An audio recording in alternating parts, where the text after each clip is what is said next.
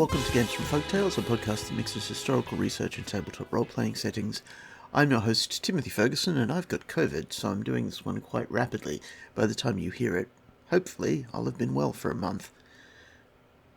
This follows on from the episode 2 weeks ago, where I talked about Weird Crimes, a series of articles by Seabury Quinn for Weird Tales, which he claimed to be truthful. This one has a serial killer who pretends to be a magician.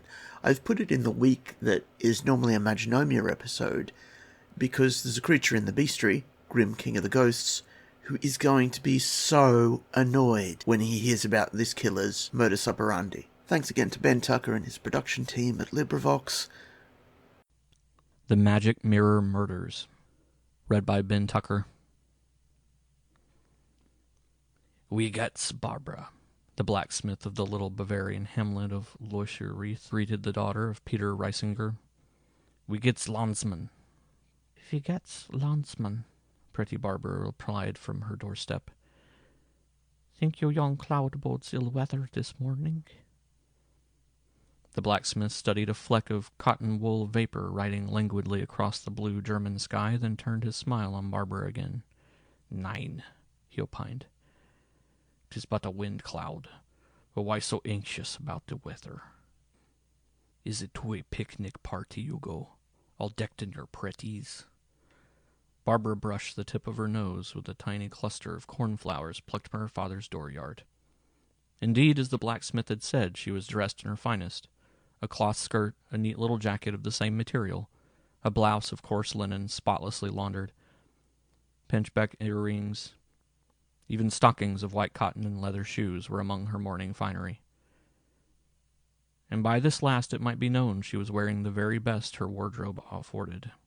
For poverty rode heavily on the shoulders of the Bavarian peasantry in 1807, and both men and women went barefoot or shod with wood except upon gala occasions. Stockings and leather shoes were worn only to Mass in celebration of the king's birthday, or other extraordinary fetes. The girl smiled coquettishly at her neighbor. Perhaps I go to look for work? Perhaps to seek a husband who knows? She answered. But, the blacksmith began, then broke off with a puzzled shake of his head. The ways of young folks were beyond him. He resumed his way toward his forge while Barbara set out in the opposite direction along the hamlet's single street. When the day's work was done, the blacksmith returned to his home and his evening meal of black bread and pea soup.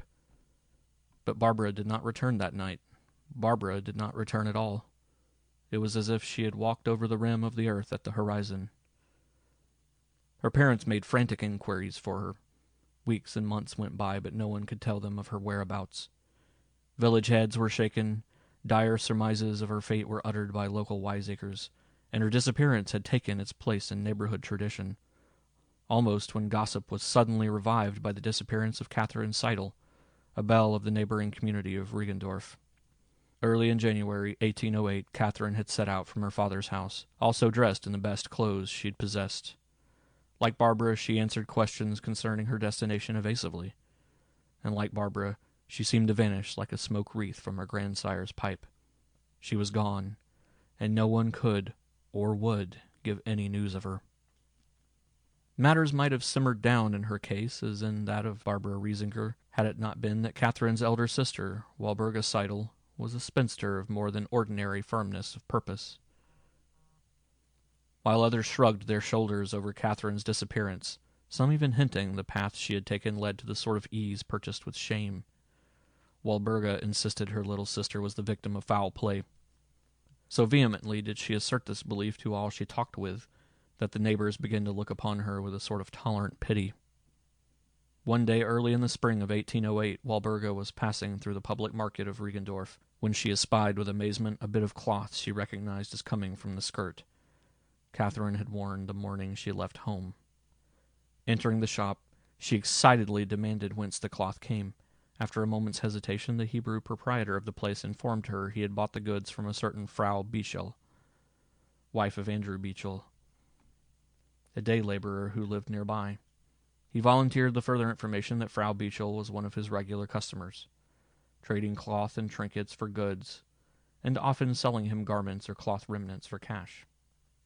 Though this offered no real evidence to support her suspicions, Walburga felt more convinced than ever that her sister had been murdered or spirited away, and determined to find what part Bichel had played in the mystery. With greater cunning than might have been expected from one of her station in life, she went not directly to Bichel's house, but to the neighborhood in which he lived. Pretending to be in search of work, she interviewed every household in the vicinity of the Bichel home, bringing in the Bichel family incidentally in her conversation and adding together such scraps of information as different neighbors let drop. That night she reviewed the result of her work and found herself in possession of the following facts and rumors. Andrew Bichel, a day laborer and the son of a day laborer, was about 48 years old. Because of his indolence, he was usually out of employment, and the small vegetable garden before his house was more productive of weeds than any other crop.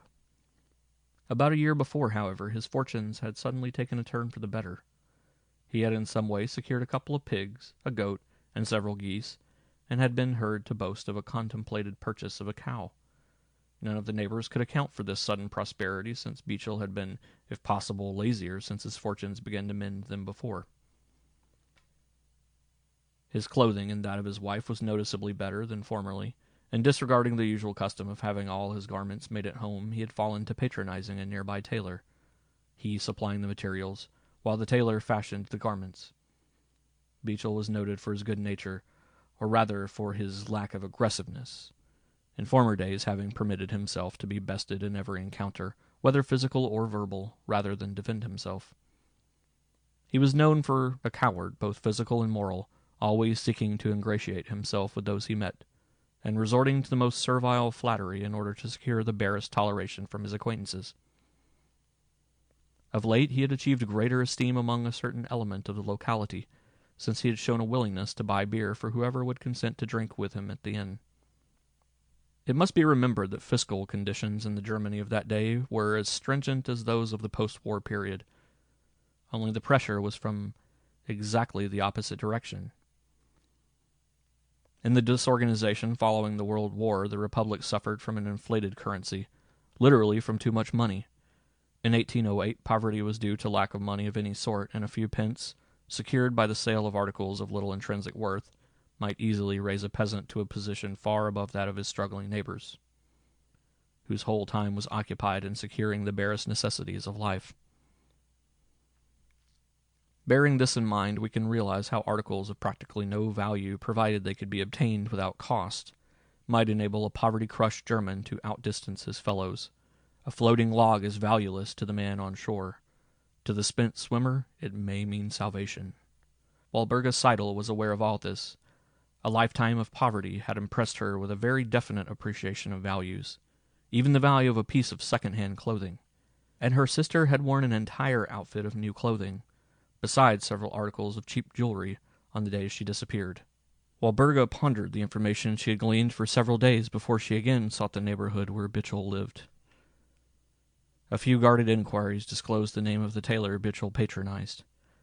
She located his shop, and pretending faintness from the heat, it was early May, went in and begged a drink of water. While the tradesman fetched her a cup, she inspected his shop and suddenly started forward in her seat. Upon a hook ready for delivery hung a waistcoat, and it was made of cloth such as her vanished sister had worn for a cloak when last seen. "Danke schön," she told the tailor, draining the dipper he handed her. Then as she rose to leave, she turned, surveying his wares carelessly. "That waistcoat," she said, pointing to the garment which had set her pulses racing. "It is a pretty thing. You make it for some Graf, some great gentleman, no?" "Nein," laughed the tailor, shaking his head. "No great gentleman comes to this shop. I make it for a neighbor, one Herr Bichel. Yes, it is pretty, is it not?" he added, stroking the soft cloth. "Almost, I think, too pretty for a man's wear. 'Twould be better in a lady's coat, not." "Ja, ja!" ejaculated Walburga, chokingly, as she stumbled from the astonished tailor's place. "Yes, yes, for a lady's cloak, to be sure." And she burst into peals of hysterical laughter. "Oh, sister, dear little sister!" she sobbed as she half walked, half ran along the dusty road toward Bichel's house. "Someone has done you an injury, but Walburga will find out. Walburga will never rest till she has found you, and—" She clenched her work-worn hands in frenzy. "And if they have dared to harm you, ach Gott! 'Twould be better for them had they never seen the sun." A few minutes' hurried walk brought her to Beechel's door, upon which she hammered unceremoniously. Beechel himself answered her summons, smiling pleasantly. "You wish to see me?" he inquired politely. "Wretch!" Walburga cried. "My sister, my little sister Catherine! What have you done with her?" Beechel's pale features remained politely inquiring. Not the tremor of a muscle betrayed her words, had touched an uneasy conscience. "Catherine?" he repeated as though puzzled. "What Catherine? I know many young ladies by that name." Choking with emotion, Walburga declared herself the sister of the vanished Catherine Seidel, and again demanded an account of her sister. Beechel heard her through, then repeated his declaration of innocence. He knew no Catherine Seidel, he insisted. Never remembered having known a girl by that name. The Fraulein was mistaken. She was excited. The heat, perhaps. Would not the Fraulein enter and partake of a cup of goat's milk? It had a very soothing effect on those affected by the unseasonable spring heat. So sincere he seemed, and so genuinely anxious to help her, that Walburga's suspicions were almost disarmed. But there was the evidence of the piece of cloth in the market stall, and the new waistcoat at the tailor's. Walburga left the Beechel home and sought the Untersuchungsrichter, or provincial magistrate. The police system of Bavaria at that time was decidedly defective. Indeed, as we understand the term today, there was practically none. Each village had its constable or police officer, whose duties were more of a supervisory than a police nature. He seldom, if ever, patrolled the streets, nor did his authority extend beyond the impounding of misdemeanants. In addition to these purely local and inefficient officers, there was the gendarmerie, or military police, whose duties were twofold: the protection of the government from political offenders, and the enforcement of the magistrates' mandates. In this latter duty, which was wholly subordinate to that of arresting political enemies of the crown, they acted almost as our modern bailiffs or United States marshals, not attempting action on their own initiative, but waiting till the direction of the magistrate. A certificate of suspicion from the examining judge was necessary to set the police machinery in motion, as a warrant from a U.S. commissioner or judge is required before lawful search and seizure may be made in this country. But slow-moving and inadequate as the Bavarian gendarmerie of a century ago was, it possessed the German characteristic of thoroughness. And once a magistrate's order was handed them, the officer kept at their task till they had some definite report to make. With painstaking care, the gendarmes interrogated every resident within a mile of Beechel's home, making voluminous notes of the answers they received. Their investigation began on May 19th, 1808. By nightfall, they had taken testimony from every man, woman, and child in Beechel's neighborhood, and had gleaned one fact of prime importance. Several young girls had gone to Beechel's house to see their fortunes in a glass, and though several neighbors had testified to this, not one could be found who could say he had seen one of the girls since. In the forenoon of May 20th, 2 sergeants of police went to Beechel's house. He was gone to a nearby fair where goods of all descriptions, including second-hand clothing, were bought and sold. The officers walked round the house, inspecting the outbuildings, glanced at the garden, and returned to the doorstep. Lighting their porcelain pipes, they seated themselves in the shade. Beechel must return sometime. Everyone came home sooner or later. Life was relatively long, and a day of waiting mattered little. Besides, sitting in the shade was vastly preferable to marching over miles of dusty road to the fair. A nervously energetic Latin or efficient Anglo-Saxon policeman would have exhibited symptoms of hydrophobia at sight of such tactics, but the Germans understood German psychology. At nightfall, Beechel returned, his pockets clinking with copper and silver, the proceeds of his day's trading, and the sergeants matter-of-factly placed him under arrest. There was no haste in the proceedings. Beechel was permitted 36 hours in solitary confinement to allow his conscience to begin its work, then summoned before the examining judge. This official kept the prisoner waiting beside his table for several minutes while he pretended to be busily examining some papers. At length he looked up, staring at Beechel as though he had been some novel sort of animal. "Do you know the reason for your arrest, Andrew Beechel?" he asked at length. "Nein, mein Herr," replied the prisoner with a servile bow. "So?" The magistrate raised his eyebrows. "You do not? Very well." He motioned to a gendarme, and Beechel was conducted back to his solitary cell. Another day and night elapsed, and Beechel was again led into the magistrate's presence. Andrew Beechel, said the judge, tell me why you are arrested. Mein Herr, replied Beechel, upon the Holy Cross I cannot imagine. Then you must have a few days of rest and quiet to stimulate your imagination, the magistrate answered. There were no such things as writs of habeas corpus in Bavaria. When a prisoner refused to talk, he was lodged in solitary confinement until his tongue loosened. Andrew Beechel spent a week more in his cell, during which he heard no voice and saw no human face, even his food being passed to him through a small opening in the dungeon door, which permitted him no sight of his jailers. 7 days' meditation eroded Beechel's resolution.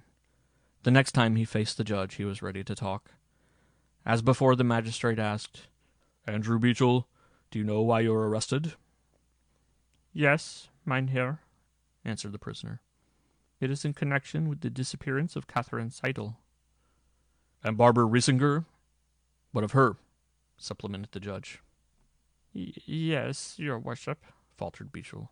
And Barbara Riesinger, too. Where are they? What did you do with them? The magistrate demanded. Oh, mein Herr, the trembling wretch protested.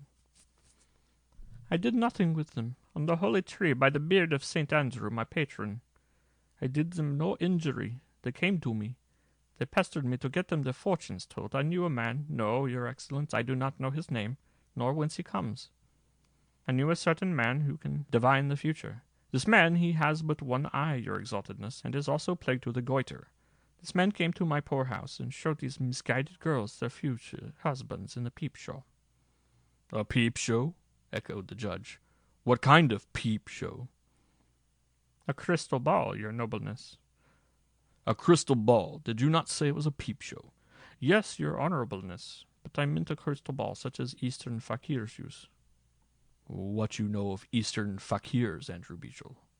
Your worship, I have read. Andrew Beechel, interrupted the magistrate. I can read that you are an unconscionable liar. Back to your cell, rogue. You will be questioned anon when you are ready to tell the truth. Meantime, the gendarmes had not been idle. Accompanied by a squad of men, a sergeant had searched the Beechel homestead from roof tree to cellar. In an upper room, concealed beneath a heap of trash, 2 roomy chests had been discovered. When the padlocks on their lids were forced, they were found literally crammed with articles of feminine apparel. Linens, skirts, jackets, cloaks, leather shoes, stockings, bits of cheap jewelry like that worn by peasant belles, combs, undergarments, enough clothing to have outfitted a small village of middle-class peasant girls, was recovered from these trunks. Most important to the prosecution, articles definitely identified as having been worn by Barbara Riesinger and Catherine Seidel were found among the chest contents. The judge ordered a careful inventory made of these things and commanded the searchers to continue their work. Scarcely believing more evidence would be unearthed, the police proceeded to make a cursory investigation of the land and outbuildings without bringing anything more to light. But one of them was suddenly struck with the idea of utilizing a 4-footed assistant. A hunting dog was secured and turned loose in the grounds. The animal seemed at fault for some time, but when one of the officers led him into the dark shed at the rear of the lot, he betrayed increased interest. Against the shed's rear wall was stacked a pile of manure, the pungent ammonia gas it gave off obscuring all other odors which reached the men's noses. But the dog was not to be thus fooled. He attacked the base of the pile with his forepaws, dug tentatively a moment, then abruptly seated himself, pointed his muzzle skyward, and emitted a dismal, long drawn-out howl. Country-bred, the policeman recognized the sound. Only too often they had heard dogs give vent to the death cry when members of their master's family had died. "Herrgott!"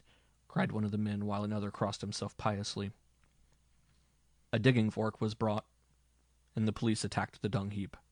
Beneath the litter of straw, quite near the surface, the lower half of a woman's body was found. The clay soil, in combination with the straw and the manure which shut away the air, had completely foiled the murderer's purpose. Instead of decomposing, the flesh was almost perfectly preserved, though saponification had taken place to some extent. Feverishly now, the police dug. A torso, the arms, finally a severed head, were brought to light. Catherine Seidel was found. For several days the officers prosecuted their search, each succeeding excavation revealing a fresh villainy. Poor vain little Barbara Riesinger was taken from the unconsecrated grave where she had lain nearly a year, and the bodies of other girls not reported to the authorities were brought forth to keep her company. But the most ghastly phase of this terrible case appeared when surgeons summoned to view the bodies handed in their reports. In every case, the women's throats bore evidence of wounds, but in no instance were these wounds sufficient to have caused immediate death. The opinion of the doctors was that the women had been dismembered while still alive. The preliminary evidence secured, the examination of Andrew Beechel began. Under the criminal code then in force in Bavaria, there were no rules of evidence as common law lawyers know them. Every fact germane to the case in hand was to be elicited. The accused was not permitted to face his accusers, nor was he permitted to refuse to testify against himself. The Untersuchungsrichter, or examining judge, combined the duties of prosecuting attorney and police judge, being charged with the double office of examining into the crime and committing the prisoner, if the evidence warranted it, to jail to await trial by the Central Criminal Court of the district. Prisoners might not be tortured into confession, the rack having been formally abolished by law in 1806, but they were held in close confinement during the entire period of their examination, which sometimes lasted for months. The science of psychoanalysis had not been dreamed of in those days, yet something closely akin to it obtained in the Bavarian courts. The examining magistrate would ask the prisoner innumerable questions, many of them having only the most remote bearing on the case. Yet at intervals there would be sandwiched in questions of the utmost importance. Questions which, coming amid irrelevant queries, might easily startle the accused into a damaging admission. All questions and answers were reduced to writing by a notary, and any unusual length of time taken by the accused in answering a given question, his demeanor at the propounding of questions calculated to elicit damaging replies, and similar facts were also noted in the minutes of the examination. Footnote: it is to this faithful noting of the most minute details in the transcripts of these criminal examinations that we owe our ability to record practically all the important incidents in trials held more than a century ago. Editor. End footnote. Despite his declared intention of telling all, Beechel fenced skillfully with the judge for several days, contradicting himself a dozen times at each session, but inevitably being led to an admission of his guilt.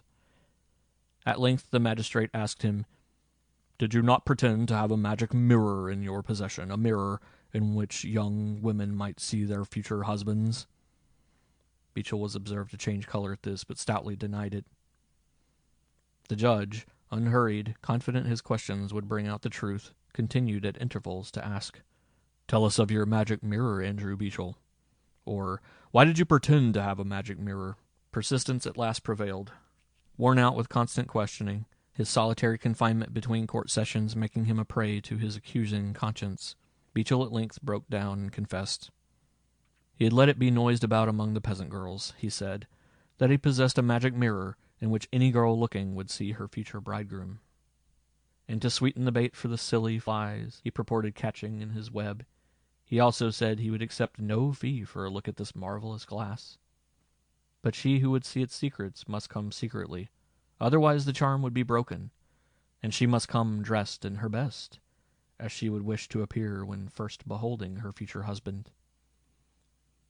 His plan succeeded with shameless ease. So fast the girls applied that he had to turn some away for fear of conflicting engagements. The procedure was the same in each case. The victim was shown a piece of board about which a towel had been wrapped. This was the magic mirror. When the wrappings were removed, Beechel assured his dupe the future bridegroom would stand revealed, but first he must pronounce an incantation and the girl must help him. With her own pocket handkerchief he bandaged her eyes, binding her hands behind her back with a piece of packing thread. Then standing before the smiling girl he pronounced these words, "Maiden, behold thy bridegroom, his name is Death." So saying, he struck her in the throat with a butcher knife he had concealed in his sleeve. A basin was ready. He eased the terrified girl to the floor, placing the vessel where it would catch the blood from her wound, lest her clothes be stained and so rendered unsaleable. For it was for their clothing and the few tawdry trinkets that he had murdered all these innocent, credulous girls. When the victim was exhausted, he undressed her, folded her clothes up neatly, ready to be packed in his treasure chests upstairs, and proceeded leisurely to dismember and bury her body. The astounded judge asked, "But why did you anatomize them before they were dead?" To this Beetle made the astonishing reply, "Your Excellence, they squirmed. It was delightful." When the tedious process of collecting all available evidence at length came to an end, the written report of Beechel's case, comprising several volumes of closely written German script, was certified to the Central Criminal Court by the examining judge. Wary lawyers with endless tongues had no opportunity to address the court under the Bavarian Criminal Code. The defendant's legal advisor was allowed to read the transcript of testimony taken before the examining judge, then to prepare a written defense of his client. In this brief, he might base his defense on either the law or the facts, or both, and might use as much space as he deemed necessary, but he might not appear in person before the court. Thus it was that many an advocate won fame as a criminal practitioner, yet had never seen the judges whose decisions his pleas swayed. Beechel's counsel did the best he could with the handicap under which he labored, and the Central Criminal Court doubtless read his learned defense attentively. But the result of the case was foregone. On February 4th, 1809, nearly a year after his arrest, Andrew Beechel was led into court to hear his sentence. It was an impressive scene, the judges in their robes of office, trimmed with ermine, the royal fur in token of their right to dispense the king's justice, sat before a long table of age-darkened oak, raised 3 steps above the courtroom floor. Behind them, and before the doors and windows of the hall, stood halberdiers, in coats of green and gold, the sunlight glinting on the polished heads of their weapons. The official justicer, the headsman, stood beside the steps leading to the judge's table.